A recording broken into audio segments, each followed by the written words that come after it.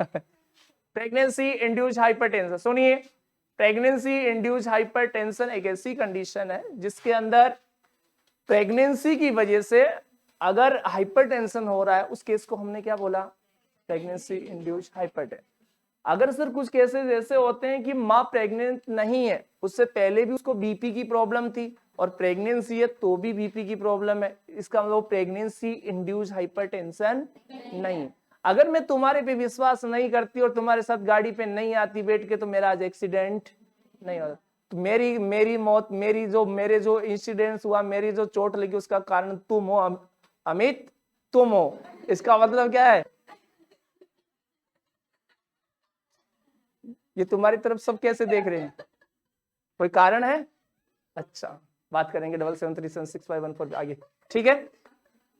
Pregnancy induced hyper, कोई भी incidence हो, कोई भी घटना हो, कोई भी डिजीज हो, अगर किसी का कोई कारण बनता है, उसकी वजह से होता है, तो वो क्या है, इंड्यूस्ड।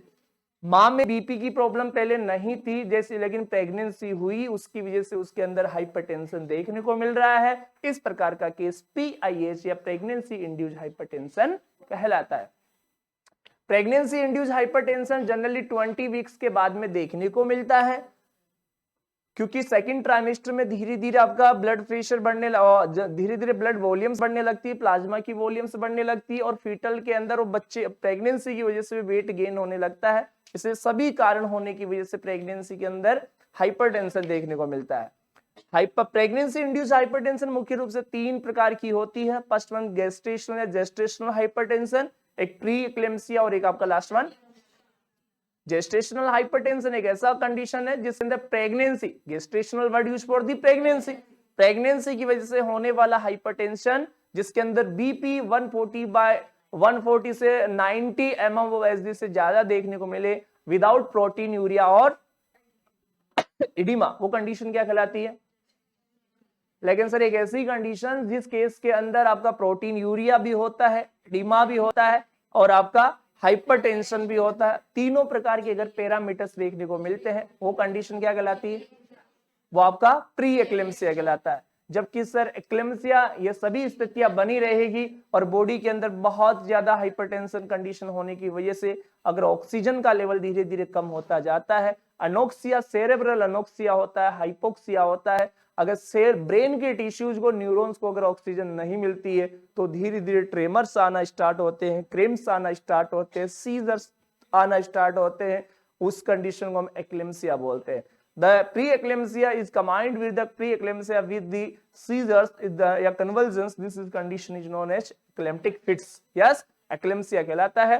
इसलिए प्री एक्लेम्सिया या एक्लेम्सिया या प्रेगनेंसी के अंदर हाइपरटेंशन होने का कारण क्या हो सकता है? आप लोग कॉलेज में पढ़ गए हैं, कॉलेजों में क्या पढ़ा है आपके टीचर्स ने? जम्मू वालों बोलो।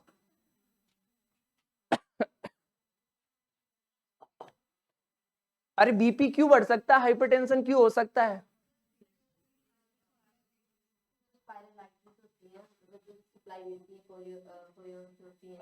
तो जब मतलब वो अच्छे से जब पहले मतलब बेबी तक पहुंच नहीं पाती है, उसकी वजह से कंस्ट्रिक्शन हो जाती है। किसकी वजह से? तो जब मतलब जो कोरियोनिक विलाइस नहीं है सर, मतलब जब हमारी स्पाइरल आर्टरी जब वो इन्वेड कर रही होती है इसमें, मतलब जब वो डेफिड वगैरह बन जाता है।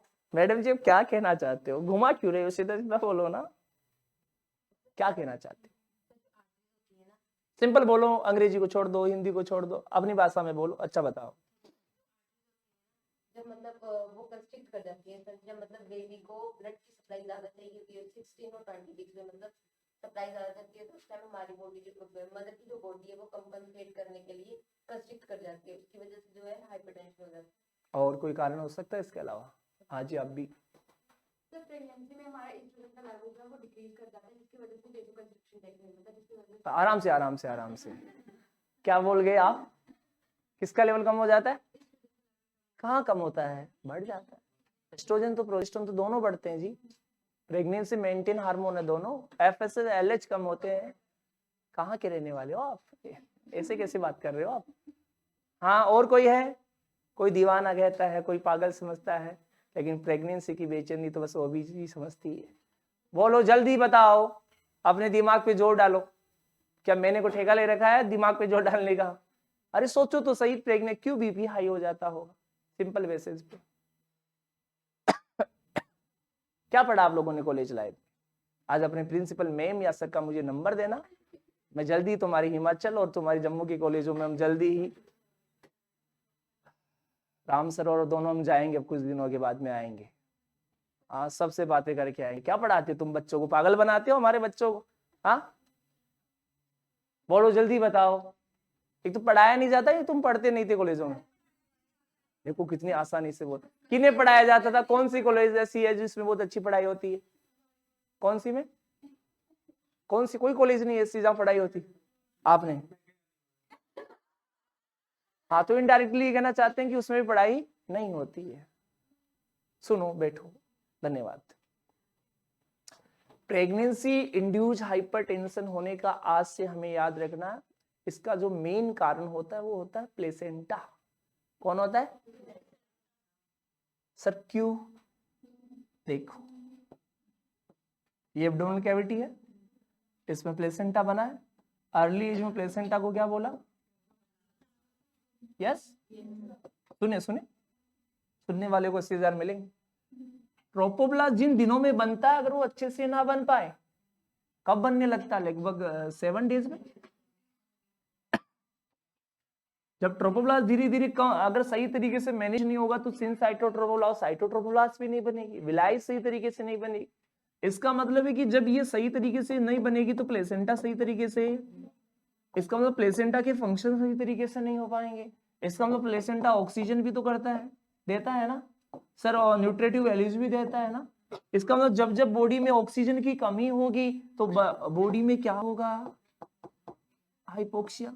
सर हाइपोक्सिया होगा तो माँ की बॉडी किस में जाएगी? सर स्ट्रेस में जाएगी, तो ब्लड वेसल्स के ल्यूमेंस पे क्या पड़ेगा जी? प्रेशर। और ब्लड वेसल्स के ल्यूमेंस पे प्रेशर पड़ना सर क्या कहलाता है जी? यस और नो? चले, चलो। इसका मतलब है कि एक वर्ड में अगर आपसे पूछा जाए कि प्रेगनेंसी में होने वाला हाइपरटेंशन का मुख्य कारण बताओ, विच पार्ट इज रेस्पॉन्सिबल? छोटे प्लेसेंटा को मैंने क्या नाम दिया? इसलिए जब जब इसकी ग्रोविंग सही नहीं होती तो उसकी वजह से स्ट्रेस होता है। जिन पेरेंट्स के बच्चे अच्छे नहीं होते हैं उनकी मौत का कारण भी उनकी औलाद होती है। यस और नो? समय से पहले अगर माता पिता की मौत होती है, स्ट्रेस की वजह से होती है, एमआई काटे जाता है तो उन्हीं की वजह से होती है। इसलिए अच्छे बच्चों का दायित्व ये बनता है कि अपने माता पिता को दुख ना दे, उन्हें दे तो सुख दे। यस और नो? ये मैसेज भी कौन दे रहा है? ट्रोपोब्लास्ट। क्यों? अगर माता पिता को डिप्रेशन दोगे, क्योंकि उन्होंने जन्म दिया, पढ़ाया लिखाया, 25 वर्ष तक हम हो गए, अब वो हमारे से उम्मीद कर रहे हैं इनडायरेक्टली कि अब बड़ा हो गया, समझदारी दिखाएगा, कल को कहीं सेटल होगा और ये कमा के देगा तो हम फ्री हो जाएंगे। लेकिन इस एज में आकर के इंसान थोड़ा सा ज्यादा महान बन जाता है, वो किसी लड़की के चक्कर में या किसी लड़के के चक्कर में फंस जाता है। प्यार होना गलत नहीं है, प्यार करने का तरीका होना गलत है। प्यार नहीं करोगे तो क्या बन जाओगे? आतंकवादी बन जाओगे, एपैथी हो जाएगी, इमोशंस नहीं होंगे। प्यार करना जरूरी है, किसी से भी करो, लेकिन प्यार का तरीका सही होना चाहिए। ये भी ये मैसेज देता। इसका मतलब है कि माता पिता दुखी है तो पिताजी को स्ट्रेस आएगा, और स्ट्रेस आएगा तो उन्हें एक दिन हाइपरटेंशन होगी, उनकी भी क्या होगी? ऐसे ही इस माँ को भी प्रेगनेंसी में ट्रोपोब्लास्ट सही तरीके से नहीं बनता है, इसलिए इनडायरेक्टली आगे जाए हाइपोक्सिया की वजह से क्या होता है। इसलिए जितने बड़े लोग होते हैं उन्हें उतनी बड़ी बड़ी बीमारियां होती है। चाहे टाटा से मिल लो, चाहे बिरला से मिलो, चाहे रिलायंस वाले से मिलो, चाहे किसी से मिलो, सबको हाइपरटेंशन है देखना, सबको डायबिटीज है देखना। ये हट्टे कट्टे होंगे, चलने में चला नहीं जाता, उठने में उठना नहीं जाता, क्योंकि बड़े लोगों को कैसी बीमारियां है? बड़ी। और गरीब जो बेचारे फुटपाथ पे रहते हैं उनको ऐसी बीमारियां नहीं होती है। उनको कहीं कॉन्स्टिपेशन मिल जाएगा, कहीं बवासीर मिलेगी, कहीं पाइल्स मिलेगी, ऐसी बीमारियां। गरीबों को गरीबों वाली बीमारी और अमीरों वालों को अमीर। बीमारी का भी देखो स्टैंडर्ड होता है। हाँ, हर किसी आदमी को डीएम थोड़ी होता है। देखो जो इंसान बिल्कुल सिंपल जिंदगी जीता, गांव में रहता, उसको देखना डायबिटीज है क्या? किसी को नहीं। लेकिन जिसके अरबपति करोड़पति फर्मे वाले लोग, उन लोगों को बीमारियां भी ऐसी डिग्रियों में मिलती है। हाइपरटेंशन, उसको 4-4 गोली खाता होगा सुबह शाम, पूछ लेना। एक सुबह उठते खाएगा खाली पेट की ओमेप्राजोल, फिर खाना खाने से थोड़ी देर पहले खाएगा ग्लूकोज के लिए, डायबिटीज के लिए मेटफॉर्मिन, फिर खाना खाने के बाद में खाएगा एम्लोडिपिन, बीपी को कंट्रोल करने के लिए। हाँ, फिर अगर ब्लड की कमी है तो फिर आगे जाके फेरस सल्फेट खाएगा, खाने के बाद कैल्शियम की गोली खाएगा। इसलिए कहने का मतलब क्या है कि प्रेगनेंसी इंड्यूस्ड हाइपरटेंशन एक ऐसी बीमारी है जो प्रेगनेंसी अगर है तो है, या फिर जैसे ही डिलीवरी होती है, डिलीवरी के लगभग 4 से 6 वीक में, दैट इज द प्यूबेरियम, इस समय के अंदर धीरे धीरे ब्लड की वॉल्यूम कम होती है। कल की क्लास में हमने पढ़ा था कि ब्लड लॉस होता है डिलीवरी के बाद, होता है कि नहीं होता, फ्लूइड लॉस होता है। जैसे जैसे फ्लूइड की मात्रा कम होती जाएगी, प्रेशर कम होता जाएगा। इसलिए प्यूबेरियम समय में, जापा पीरियड में, डिलीवरी के बाद में 4 से 6 वीक में जैसी वो थी वैसी की वैसी वापस स्थितियां देखने को मिलेगी। इसलिए डरने की जरूरत नहीं है। अगर सर मां बनने से पहले से ही बीपी की प्रॉब्लम रही है, अगर प्रेगनेंसी की वजह से रही है, that is the acute hypertension बोलते हैं। और बहुत पहले से है, प्रेगनेंसी से पहले से, दैट इज क्रोनिक हाइपरटेंशन। वो कैसी है, ये पूछा जाता है कई बार कि ये बताओ प्रेगनेंसी में होने वाली का तो टाइप्स बता दिए, वो एक्यूट है कि क्रोनिक? वो एक्यूट है। लेकिन सर वो जो पहले से भी थी, प्रेगनेंसी नहीं थी तो भी थी, आज है तो भी है, और प्रेगनेंसी डिलीवरी हो जाएगी तो भी बीपी की प्रॉब्लम, वो कौन सी है? इसलिए उसका ड्रग ऑफ चॉइस अलग दिया जाता है। यस और नो? सर प्री एक्लेम्सिया मैं कहूं कि इन 3 प्रकार की प्रॉब्लम्स होती हैं। हाइपरटेंशन में बीपी हाई होता है, बीपी हाई होने का मुख्य कारण प्लेसेंटा होता है, स्ट्रेस वाली कंडीशन होती है। दूसरा कारण माना जाता है कि ब्लड वेसल्स जो होती है, कौन? जो ब्लड वेसल्स होती है, वो ब्लड वेसल्स के अंदर जो एंडोथील होता है, एंडोथीलियम होता है, कौन होता है? ये जो वॉल्स होते हैं, इनमें ये एंडोथीलियम वॉल्स होते हैं। अगर एंडोथीलियम वॉल्स सही तरीके से नहीं फंक्शन करे, या अगर इनमें एग्रीगेशन ज्यादा होता है, वेजोस्पाज्म होगा, अगर वेजोस्पाज्म होगा तो ब्लड यहां से टकराएगा, और टकराएगा तो जैसे बॉल टकरा करके ज्यादा उछलती है, ऐसे ज्यादा टकरा टकरा के ब्लड क्या होगा, ज्यादा उछलेगा, ज्यादा उछाल मारेगा। इसका मतलब है कि ज्यादा प्रेशराइज कंडीशन है, ज्यादा प्रेशराइज कंडीशन है, और ज्यादा इसलिए एंडोथीलियम डैमेज हो, एंडोथीलियल डिसफंक्शन बोलते हैं इसको। क्या बोलते हैं? एंडोथेलियल डिसफंक्शन या वेजोस्पाज्म हो, या बॉडी के अंदर प्रोजेस्टेरोन एस्ट्रोजन के लेवल बढ़ने की वजह से कई बार एंजियोटेंसिन सेकंड, कौन सा? 2 होते हैं, फर्स्ट एंड रास सिस्टम पढ़ोगे उसमें आएगा। जो एंजियोटेंसिन सेकंड होता है हमारे शरीर के अंदर, वो ये बॉडी में वेजो कंस्ट्रिक्शन करवाने का काम करता है। इसलिए अगर इसका excessive formation of the angiotensin second pregnancy में हो जाए तो भी सर क्या देखने को मिलेगा? High BP. या फिर थ्रोम्बोक्सिन जो थ्रोम्बिन बनाता है, अगर उसका लेवल बढ़ जाता है तो भी बीपी हाई होता है। या फिर मैं कहूं कि सर आपकी बॉडी के अंदर नाइट्रस ऑक्साइड, कौन सी गैस? एक ऐसी गैस होती है जो हमारे शरीर के अंदर हमेशा ब्लड वेसल्स को डायलेटेड करके रखती है, लेकिन किसी कारण से अगर प्रेगनेंसी के अंदर नाइट्रस ऑक्साइड की कमी हो जाती है तो ये आपकी वेसल्स को क्या करने लगेगी? धीरे धीरे कॉन्स्ट्रिक्ट, क्योंकि नाइट्रस ऑक्साइड क्या करके रखती है इसको। लेकिन अगर उसकी कमी होगी तो ये कैसी होगी? वेजो कॉन्स्ट्रिक्शन होगी, वेजो स्पाज्म होगी, तो बीपी बढ़ेगी कि नहीं बढ़ेगी? सर बढ़ेगी। तो बीपी हाई होने के इतने कारण माने जाते हैं। यस और नो? इसके लिए कहा गया कि प्री एक्लेम्सिया, क्या कहा गया? एक्लेम्सिया वर्ड को छोड़ दो, एक बार प्री वर्ड को सुने। मैंने बताया था एक दिन पहले भी, पी फॉर आपका प्रोटीन यूरिया होगा, ये that the risings of the BP, and E for the, yes. आपको समझ में आया होगा कि जो राइजिंग जो बीपी है, बीपी इंक्रीज की होती है, समझ में आया? जब बीपी इंक्रीज होती है तो सर हर बॉडी की वेसल्स के ऊपर क्या होता है? प्रेशर होता है। तो सर आईज के ऊपर भी होता है, सर किडनी के ऊपर। समझिए, बहुत प्यारा टॉपिक है ये, एग्जाम में आता है। जब जब बीपी बढ़ता है, अब इसमें मेडिकल सर्जिकल भी इन्वॉल्व करूंगा, जब जब बीपी बढ़ता है, आई वाली जब जब वेसल्स के ऊपर प्रेशर जनरेट होगा, मतलब यहाँ की कैपिलरीज फटेगी, फिर रीजनरेटिंग होगी, तो ये जो प्रेशर है इसकी वजह से आईज भी प्रभावित होती है, किडनी प्रभावित होती है, और इसी की वजह से लीवर पे भी फोर्स देखने को मिलता है। यस और नो? और ब्रेन पे देखने को मिलता है मोस्ट कॉमन। जब जब प्रेगनेंसी के अंदर बीपी हाई होता है तो अगर प्रेशर ज्यादा बढ़ेगा, आईज के ऊपर जाएगा, तो इसका मतलब है उस पेशेंट की जो रेटिना है उसके पीछे एडिमा होना लगेगा, या रेक्टल आपका रेटिनल डी अटैचमेंट होने के चांसेस होंगे, रेटिनल पेन देखने को मिलेगा, या विजन की प्रॉब्लम होती है। इसलिए प्री एक्लेम्सिया में क्या देखने को मिलता है? कई बार पेशेंट को देखने में, इसलिए देखना नॉर्मल हाइपरटेंशन वाले लोग जिनमें डीएम हो जाता है उनको क्या हो जाता है? आगे जाके रेटिनोपैथी हो जाता है। क्या होता है? अगर सर प्रेशर ज्यादा बना तो सर किडनी में ग्लोमेरुलर सेल्स पाई जाती है, अगर यहाँ ज्यादा प्रेशर हुआ तो ये डैमेज हो सकती है, इसलिए यहाँ कैपिलरी जो परमेबिलिटी होती है, कैपिलरी जो अगर इस पे प्रेशर ज्यादा हुआ ब्लड का तो ये धीरे धीरे क्या होने लगी, फिल्ट्रेशन की रेट बढ़ा देगा। अगर फिल्टर मैं कहूं सिंपल भाषा में, इसके पोर्स बनने लगेंगे या छिद्र होने लगेंगे, पोर्स बनने लगे। तो यहां अगर यहां से ब्लड छन के अगर ब्लड बन रहा था, छन रहा था, इस बार सर ज्यादा अगर होल हो गए तो इसमें ब्लड, इस यूरिन के साथ में क्या आने लगेगा, प्रोटीन आने लगेगा। क्या आने लगेगा, प्रोटीन। इसका मतलब है लीवर भी प्रभावित होता है और ब्रेन, अगर ब्रेन की सेल्स भी अगर डैमेजिंग होती है तो उसको याददाश्त शक्ति में या फिर मैं कहूं कि ब्रेन में हेडेक देखने को मिलता है, इसलिए आगे जाके एक्लेम्सिया देखने को मिलता है। तो सर जब जब यहाँ अगर इन ल्यूमन्स के ऊपर प्रेशर होगा तो यहाँ इनकी कैपिलरी परमेबिलिटी का लेवल क्या होगा, बढ़ जाएगा। इसका मतलब हर बॉडी में हर जगह सेल्स है, हर जगह वेसल्स है, इसलिए किडनी की वेसल्स के ऊपर प्रेशर होगा तो पोर्स बनेंगे, तो यूरिन के साथ में प्रोटीन क्या होगा, लीक। इसलिए क्या होगा, प्रोटीन, मोस्ट कॉमनली प्रोटीन में एल्बुमिन लीक होता है। कौन सा होता है, इसलिए समझ में आया हाइपरटेंशन ने क्या कोच कर दिया। अब जब जब प्रोटीन लीक होगा तो ऑस्मोटिक ऑन्कोटिक प्रेशर क्या होगा, और जैसे ऑस्मोटिक ऑन्कोटिक प्रेशर होगा तो इसलिए प्री सिम्टम्स देखने को मिलते हैं।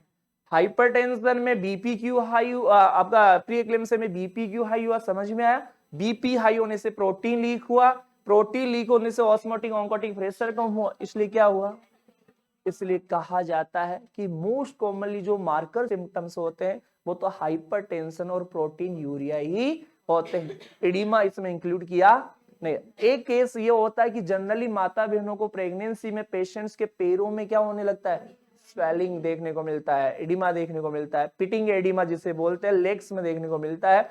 जब जब माँ के यूरिन में प्रोटीन लीक होता है तो वो तो इटियोलॉजिकल एडिमा होता है, वो पिटिंग एडिमा होता है। लेकिन अगर माँ पैरों को प्लेन स्ट्रेट फॉरवर्ड लेके सोती या प्रोटीन उसके शरीर में कम है तो भी उसकी बॉडी में क्या देखने को मिलता है, स्वेलिंग देखने को मिलती है। तो उस पेशेंट को तो हम प्रोटीन का लेवल बढ़ा करके ठीक कर सकते हैं। चले हम आगे। सर सिम्टम्स क्या होंगे, बीपी हाई होगा, प्रोटीन यूरिया होगा, और सुनिए, मुझे सुनिए, 80,000 मिलेंगे। अब आपसे ये पूछा जाएगा कि बीपी कितना होता है, प्रोटीन यूरिया कब कब कितना कितना होता है। यस, तो बीपी की इसमें जो रेंज मानी जाती है, किसमें, प्रोटीन इसमें प्री एक्लेम्सिया में, तो जनरली मोर देन 140, ये तो सिस्टोलिक होता है, जबकि 90 से ज्यादा ये पैरामीटर्स है। सर ये आपका प्री एक्लेम्सिया दो टाइप का होता है, एक माइल्ड होता है, एक होता है, रुक जाओ, एक माइल्ड होता है और एक सीवियर। जो माइल्ड प्री एक्लेम्सिया होता है उसकी रेंज आपकी 140 से लेके 160 तक होती है, या मैं ऐसे भी लिख सकता हूं इसे 90 से लेके 160 टू 110। इस रेंज के अंदर बीपी देखने को मिलती है और इसी पेशेंट में साथ में प्रोटीन यूरिया भी देखने को मिलता है। जबकि इसमें जो बीपी होती है वो मोर देन 160 होती है। वाई, यस और नो।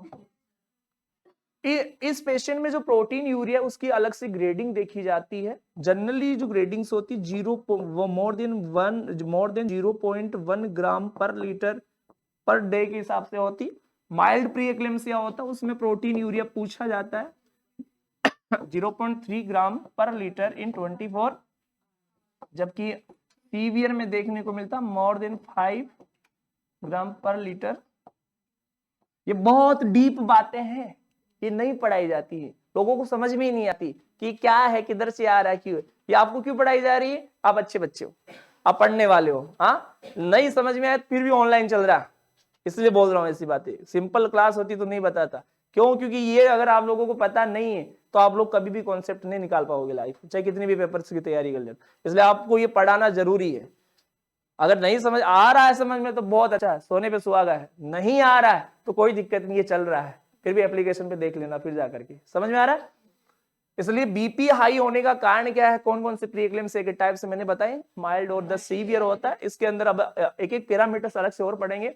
और क्या सिम्टम्स आ सकते हैं सर, आपके जनरलाइज सिम्टम्स फिर देखने को मिलेंगे। बॉडी के अंदर वीकनेस आएगी, आपका वीकनेस हो सकता है, एडिमास देखने को मिल सकते हैं, हाइपरटेंशन हो सकता है बॉडी के अंदर, दो वेट गेन देखने को मिलेगा। अगर ये पूछा जाता है कि फिर ये बताओ कि प्री एक्लेम्सिया का मोस्ट कॉमन इंडिकेटर साइन बताइए, कैसे पता चलता है कि अगर बॉडी के अंदर वजन बढ़ने लगे।